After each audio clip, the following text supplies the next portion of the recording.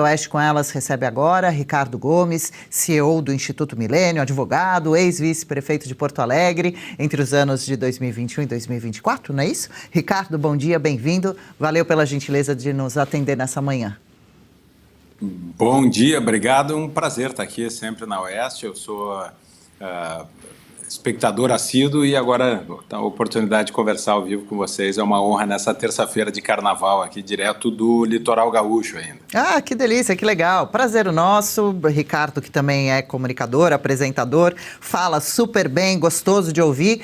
O doutor André Marcília vai fazer a primeira pergunta para você, hein, Ricardo? Vamos lá. Ricardo, bom dia, tudo bem? Bem-vindo, obrigado pela entrevista. Bom, primeiro nos diga se está frio aí no litoral gaúcho ou se está dando praia.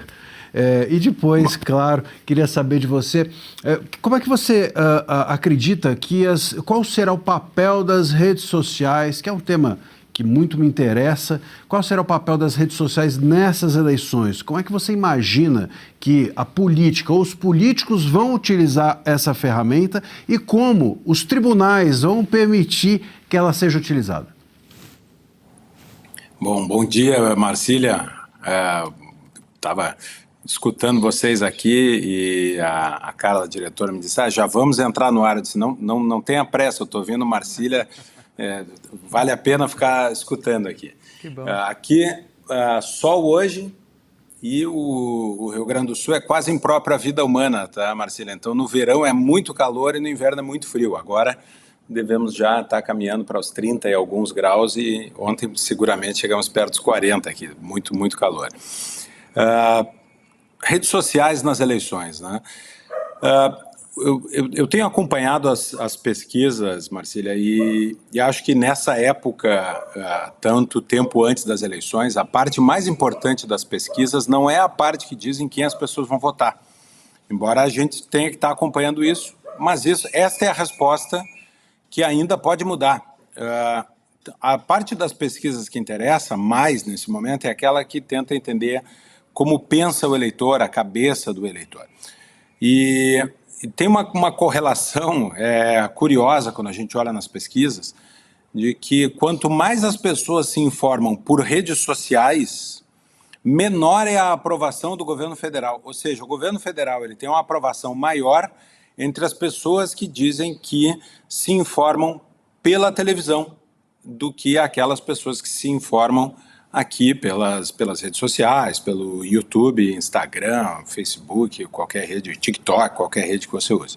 Ou seja, a internet, ela, pela sua natureza de pluralidade, inclusive, ela permite uma visão mais, ou ela incentiva talvez uma visão mais crítica do governo federal. E por aí já é um sinal de que vai haver uma atenção muito grande sobre as redes sociais. Como é que elas vão ser usadas, né? Primeiro, todo mundo olhando para a inteligência artificial. É possível imaginar que os órgãos de controle, TSE e os TREs do Brasil, aumentem a fiscalização e a atuação contra o uso de inteligência artificial. Segundo, uma atenção muito maior sobre as redes sociais. Até por uma questão, Marcília, de facilidade de investigação e de controle. É muito mais fácil tirar um post do ar do que mandar recolher um panfleto, que é o que se fazia antigamente. Manda recolher o material irregular de campanha. Para isso precisa fiscais na rua, precisa o apoio da força policial, precisa a logística reversa para recolher esses panfletos. Tirar um post do ar é uma notificação para a rede social e o post está excluído. É muito mais confortável, inclusive, para quem faz o controle, ficar atrás da mesa determinando a cassação desse ou daquele conteúdo. Então, eu imagino um olhar muito maior sobre as redes sociais até do que sobre a campanha tradicional, a campanha de rua, aquela campanha de última hora ali da boca de urna. Tudo isso tem passado mais livre e deve continuar sendo assim. Como é possível, né, imaginar que a oposição ao governo federal ela aconteça de forma mais ampla nas redes do que na mídia tradicional e na propaganda eleitoral propriamente dita, eu apostaria que é aí que vai estar o foco do TSE e dos TREs.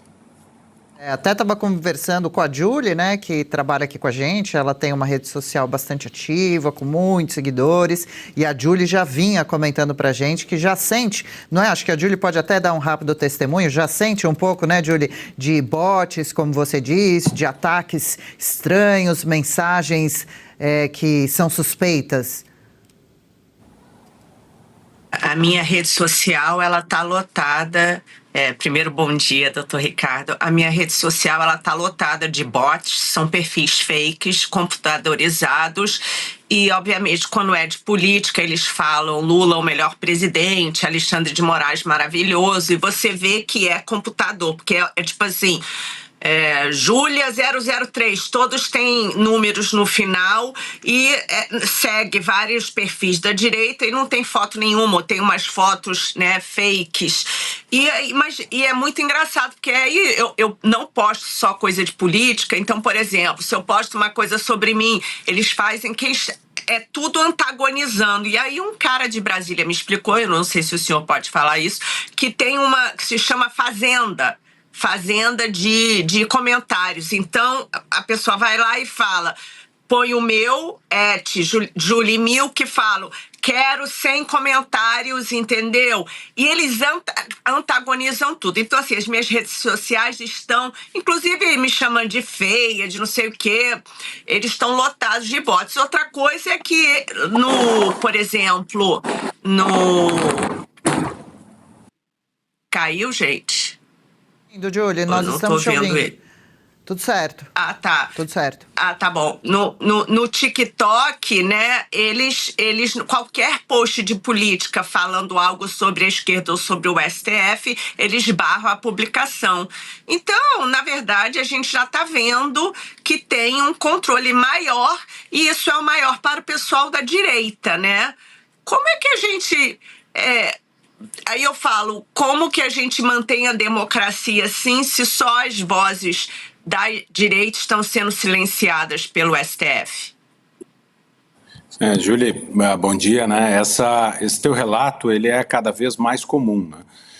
E a forma de fazer política mudou, ela está migrando, né? Existe muita relevância ainda no horário eleitoral, o horário eleitoral gratuito, com a propaganda política que a gente conhece, tradicional, ainda é muito relevante quando se olha a formação da opinião do eleitor. Ela passa muito também pela campanha propriamente dita, mas principalmente para os públicos mais jovens e, incrivelmente, de mais baixa renda, também se informa, né, muito pelas redes sociais hoje. Esse mecanismo de formação de opinião está mudando. E com isso muda o investimento que é feito em política. Eu me criei, nós aqui, né, nossa geração viu os grandes marqueteiros de campanha, a geração dos grandes marqueteiros de campanha que faziam os grandes jingles, que a gente lembra dos jingles, a gente lembra das marcas de campanha, dos slogans de campanha, né? Porque era o grande mecanismo de massificação e ia muito dinheiro para isso. Esse é o ponto. Como aquele era o mecanismo mais massificado, muito dinheiro fluía para isso. O que a gente está vendo hoje? Existe essa outra ferramenta, que é a rede social, e existe muito mais dinheiro disponível para a campanha política pelo aumento desequilibrado de fundos partidários e fundos eleitorais. Então, choveu um recurso muito grande, e quando a classe política entende que a rede social ela é importante para a formação do voto, pode ter certeza que existe um investimento gigantesco e uma grande infraestrutura montada para dominar o debate político, principalmente no período eleitoral, nas redes sociais. Então não é uma ou duas pessoas, não é a tia do Zap, entre aspas, né, essa figura que se criou para dizer, olha, as tias do Zap estão distorcendo. Não, nós estamos falando de estruturas milionárias que são montadas com robôs, com investimento, com profissionalismo, com análise de algoritmo, para fazer com que algumas vozes prevaleçam sobre as outras.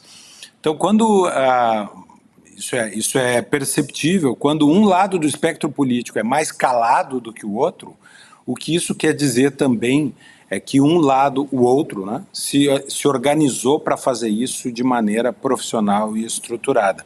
Agora, onde é que estão as estruturas de fiscalização que deveriam estar buscando assegurar um equilíbrio de poder nas vésperas da eleição, que fazem vistas grossas para a existência dessas mega estruturas que são financiadas com recursos elevados, né? Precisa muito dinheiro para montar estas máquinas, né?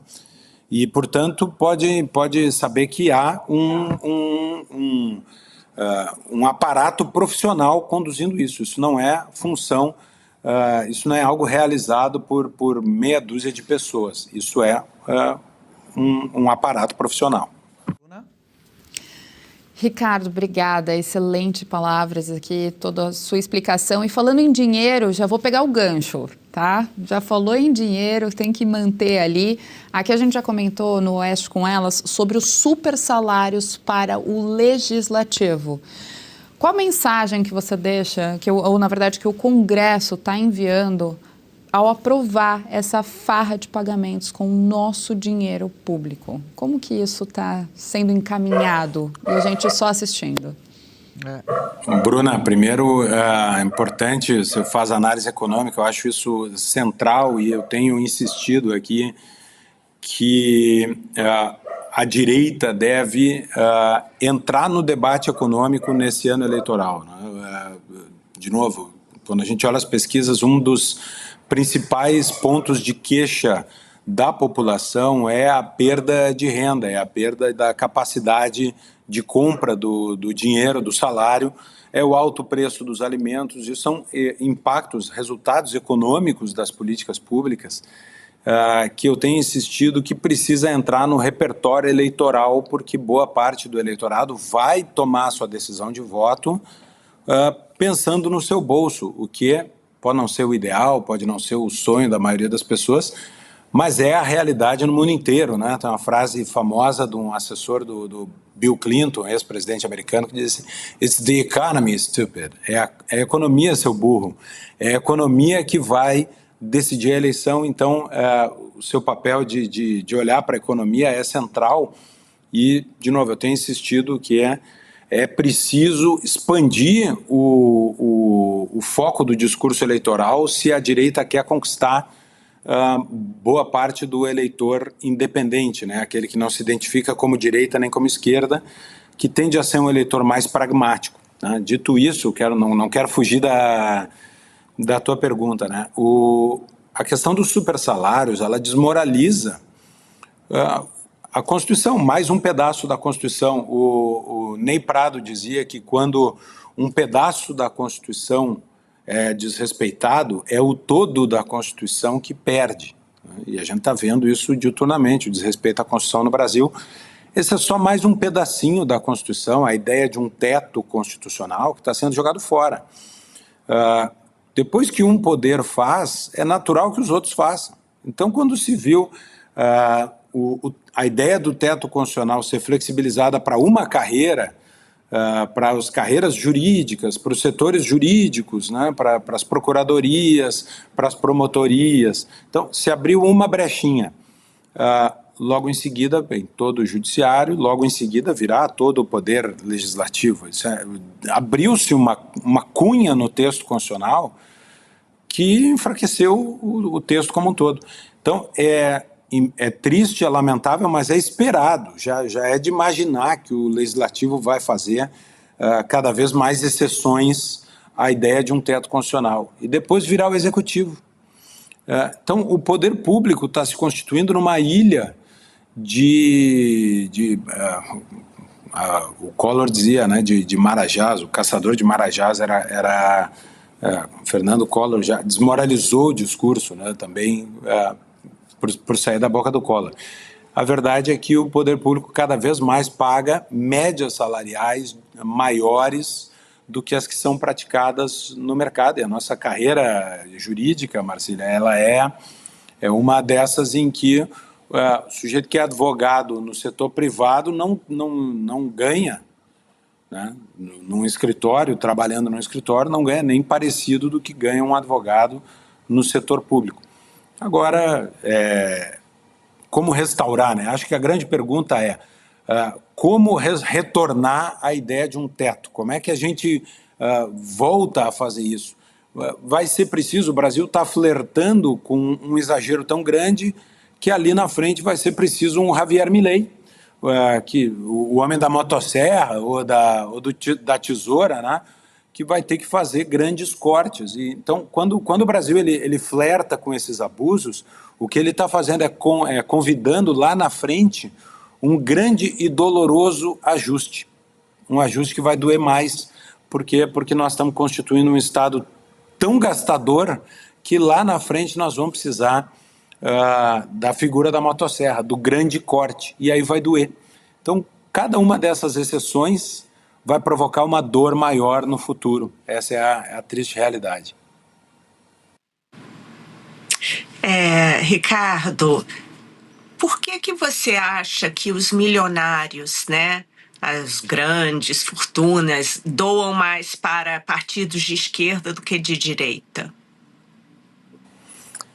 Olha, Julie, essa é uma questão no mundo todo, né? A gente vê bilionários, George Soros, a Fundação Ford, financiando pensamento de esquerda, e parece incongruente, né? E é um fenômeno complexo que tem várias explicações. Uma delas é por conveniência. Quando a esquerda está no poder, tem pseudo-empresários que buscam estar perto do poder. Então, é por pragmatismo, né?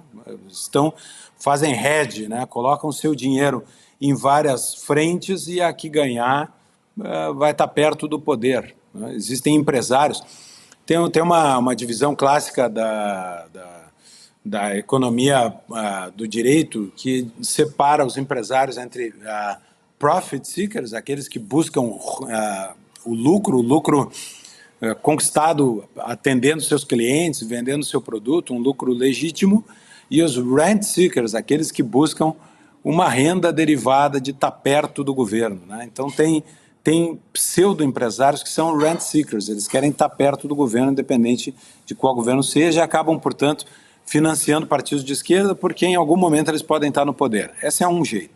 O segundo é uma coisa de grandes herdeiros que não tiveram que trabalhar para conquistar o que têm e sentem uma certa culpinha, a culpa de usufruírem do bom e do melhor da vida, continuam usufruindo, andam nos seus jatinhos, fazem as suas viagens internacionais, não abrem mão da fortuna que têm, mas doam para a esquerda como uma espécie de expiação dos pecados de ter dinheiro, né? E isso acontece, eu acho que é a terceira grande razão,